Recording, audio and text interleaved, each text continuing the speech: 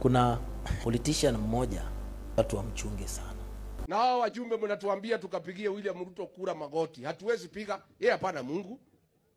Sisi tunalipa kodi, lazima tujengewe barabara. Na hiyo ni haki yetu, hatuwezi piga magoti. Gachagua was elected first in 2017. He became a member of parliament for Madira. After being a member of parliament for 5 years, he was able to maneuver his way to become the deputy president of the Republic of Kenya, the second deputy president.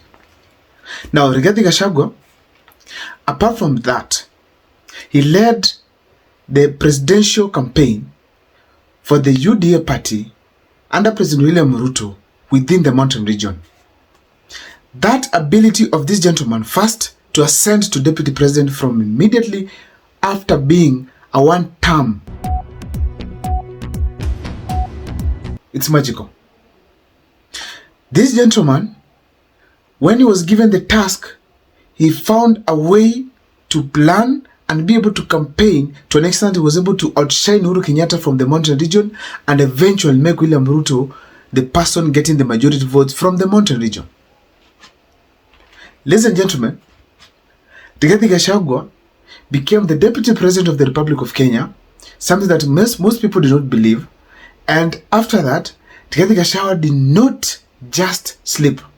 He made sure that his name was always talked of, either on radios, magazines, newspapers, and social media entirely. So Rigathi Gachagua has not been just a simple man when it comes to crafting his way in every situation. Now, there came an impeachment. And what happened, it is that William Ruto impeached him thinking that this is just a bozo. Someone who can do nothing, not able to craft. And I realized that William Ruto did not look at Rigathi Gachagua when he was doing the crafting, planning in the mountain region to face Uhuru Kenyatta. He completely underrated his ability when he was campaigning for him. William Ruto assumed that it is his popularity that was propagating Rigathi Gachagua. But the fact is, it was Rigathi Gachagua crafting a plan. He was impeached and impeached successfully by President William Ruto. The gentleman literally left office without resigning. And there he was at Waminyoro doing his own stuff.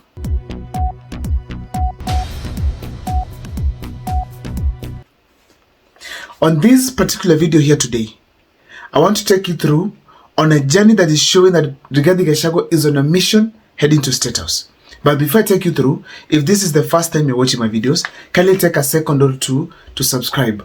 After subscribing, and actually after watching, let me see kindly a comment on the comment section. My number is always here. I'm glad that most of you have called me, sharing with me about the things that you feel I should first analyze, second, on where the country should be heading to. I'm grateful for the people who have shared with me very insightful statements. I'm going to do an extensive video on what you guys share with me, and I'll not let you down on that. I'll be able to research enough. Let me dive into the topic today, but before I do so, let me give you 2 seconds to subscribe. Thank you for subscribing. After impeachment, things started. The crafting started. Everywhere he went as a deputy president, when he was, alikuwa anaamka asubuhi mapema natembea. And people thought just doing exercise, that's the word. Watu walifikiria anafanya tu exercise. Kila mahali akienda Mombasa asubuhi, anaamka anatembea. Anasalimia watu, anaongea. Asubuhi, kabla jua haijachomoza. Inachomoza akiwa kwa njia anakunywa chai na watu. Akienda Nyahururu, utamwona ameamka asubuhi. Akienda wapi anaamka. Wakati watu wanaongea kuhusu sijui yeye alikuwa MP, amekuwa tu MP mara moja na akaruka mpaka deputy. Lakini utamuona nenda huko kwa milima Mount Kenya anaweka mikono hivi. Pigwa picha akifanya hivi. Watu wanafikiri ni mchezo. These things are principles. Na akatembea akienda Mombasa anatembea, akienda wapi anatembea asubuhi, akienda wapi anatembea asubuhi, akienda. Watch what is happening. Principles are, they are no respect of person. Mungu akaambia Yoshua, mahali miguu yako itakanyaga kutamiliki. Na to make the matter worse, mke wake ni pastor. So hata kama yeye anafanya ritual, ako na backup.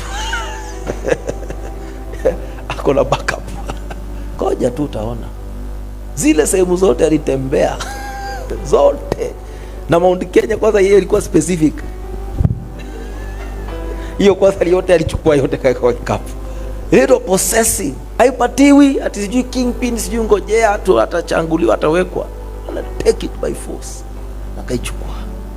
Naye anasema nitawapatia mwelekeo. Nitawapatia. Nitawaambia bali utafanya. Na mnamsikia na mnamfuata. Na kila mtu saa hili yeye anagojewa. I'm telling you, kutembea asubuhi. Haujui wakati alikuwa anatembea alikuwa anasemaje?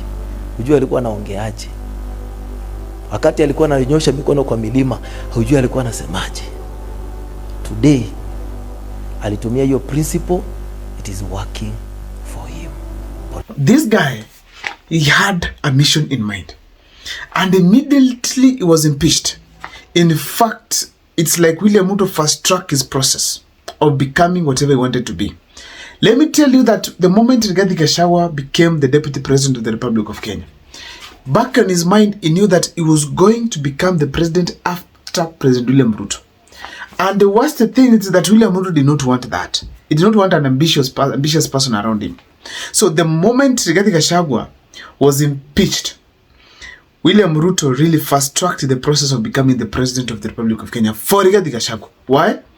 Now that Rigathi Gachagua was thinking of 10 years, William Ruto impeached him and now it became 5 years because there's nobody determined as we speak today to take William Ruto home in 2027. Nobody. Nobody. Ladies and gentlemen, so it's very clear that the mission Rigathi Gachagua has been having in Ominyoro is the mission to get to the house on the hill, that is the State House. And what has Rigathi Gachagua done to indicate that he's heading to the presidency? Number one is the meetings that he has been holding with Mount Kenya leaders. Actually, before even we go to Mount Kenya, the meetings that he has been attending in Mount Kenya. Rigathi Gachagua has been going to meetings, be it churches, funerals, dance, entertainment occasions. He has gone to weddings, basically to interact with the people of the mountain and cement his chance of becoming the kingpin of the Mount Kenya region. And having the Mount Kenya around him, it was a clear indication that this gentleman is on the mission to go to the State House. Because those are numbers that he's looking for. After attending these meetings, Rigathi Gachagua did one simple thing. Started calling leaders to come and visit him at Ominyoro. Be it young people, old generations, former leaders, current leaders, just to share on a few things that they felt were okay to share with the people, more especially when you're in a presidential mood, which Rigathi Gachagua is in one. Ladies and gentlemen, those meetings caught the attention of the public a lot. And those perceptions that he was creating from there, indeed, are not something to be underrated. In fact, when Rigathi Gachagua becomes the president, all these things will be highlighted. How he started, step by step. Because anybody who wants to be the president, all these steps must be taken. Also, Rigathi Gachagua also did what we call a meeting with opposition leaders. After having meetings in Mount Kenya, he went to the opposition leaders, sharing on one or two things. I'm telling myself that in such occasions, Rigathi Gachagua alikuwa anawapima to get what these people are thinking, what is their mission. And I'm doubting whether these people convinced Gachagua that they are serious on this seat. They never convinced him. They disappointed him. They disappointed him on the basis that they are not serious and they are not committed. More especially the first people before even Matiang'i came in. There's no single meetings that these people hold in the country. Even if they go to churches, just a few. And some of these churches, they rarely speak tangible things. So Rigathi Gachagua noticed that even on the table while planning, they don't seem to be very serious. And I'm having that strong feeling. After the meeting, Rigathi Gachagua proceeded to do what you call unveiling of his party. He announced to the people that he's going to unveil his party in May, of which he has done. DCP Party, where its motto is Skiza wa Kenya. Ground DCP. DCP. That is genius. After that, Rigathi Gachagua did not stop there. He proceeded to continue popularizing his party in Mount Kenya region. And as we speak today, the journey is on to popularize and ensure that it's the only party that is in the Mount Kenya region. Mnajua chama chetu? Nikisema DCP, mnasema asikiza ground. DCP, na huyu Kasongo amepanga kuanzisha chama mingi sana. Kuna chama tayari kama ile ya Kuria, Moses Kuria, hiyo ni chama ya Kasongo. Ile ya Kionyore ni chama ya Kasongo. Ile ya Kabogo ni chama ya Kasongo. Iko ingine anapanga 2 kuandikisha hapa Murang'a. Mkisikia chama imeandikishwa mpya hapa Murang'a ambaye CDCP, mnajua ni chama ya nani? Ni chama ya nani? Huyu Kasongo tunamjua sana. Hata anataka kutafuta vijana wetu awasimamishe marais. Ati ndio awapatie pesa agawanye kura yetu. Mtakubali? Now, Rigathi Gachagua, in his popularization, he has also started to cement that he is the only leader allowed to go for presidency right now. No one else. No one else. Rigathi Gachagua hasn't stopped there. He has gone ahead to tell the people of Mount Kenya that his votes cannot be stolen.